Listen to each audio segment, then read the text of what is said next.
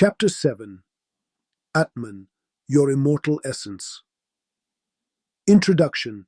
Nisargadatta Maharaj dedicated much of his teaching to guiding spiritual seekers toward the understanding of their true nature, the Atman. This immortal essence, present in every human being, cannot be grasped through rational thought or perceived by the senses. It exists beyond the mind, beyond the body, beyond the phenomenal world. Maharaj often described the Atman as the fundamental truth underlying all existence, the eternal unchanging core of every individual. His message is simple but radical. You are already the Atman. There is nothing to achieve, nothing to become, because the Atman is what you already are, at your deepest level. Yet this truth is often obscured by identification with body and mind, which creates a false sense of self. Through his words preserved in I Am That, Maharaj invites listeners to inquire directly into who they truly are. Questions and answers from I Am. That question. What is the Atman?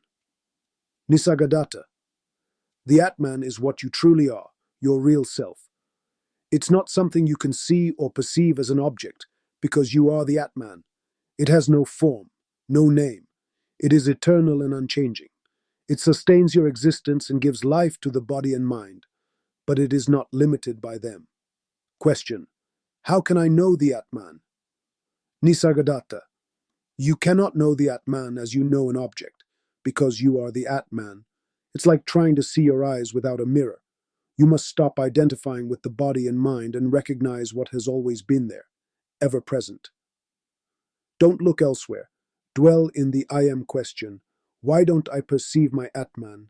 Nisargadatta. Because you're identified with body and mind. This identification creates a veil, a cloud that obscures your true nature.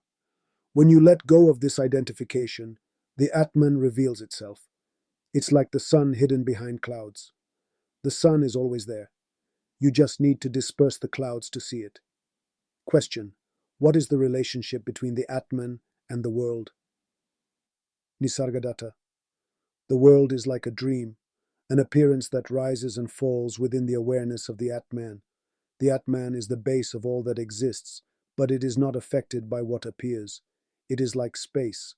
Objects may appear in space, but they don't change it. Recognize this truth, and the phenomenal world will lose its grip on you. Question. What's the difference between the Atman and God? Nisargadatta. The Atman is God, but not as you imagine. God is not a separate entity or an external creator. It is your very essence. The Atman is the universal self that permeates everything. Know yourself, and you will know God. Further teachings and key statements.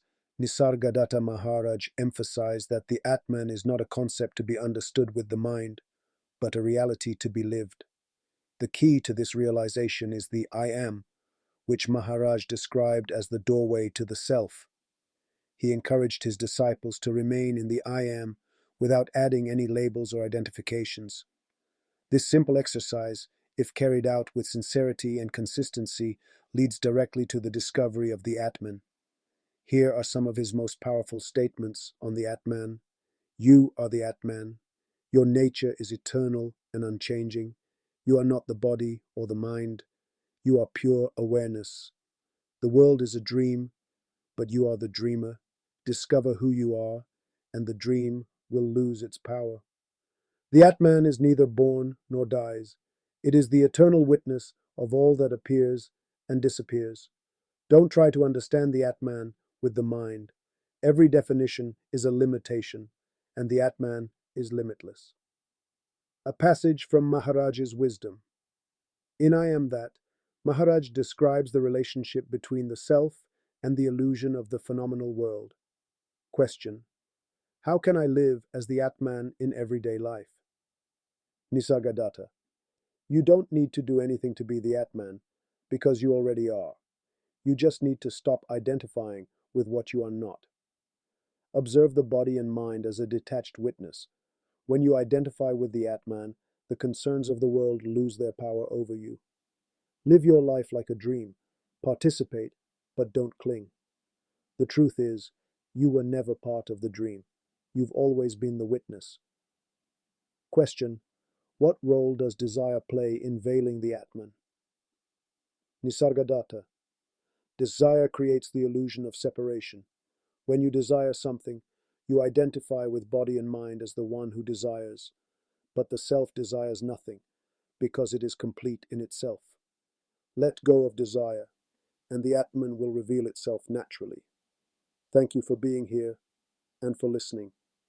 This concludes Chapter 7, Tattvamasi.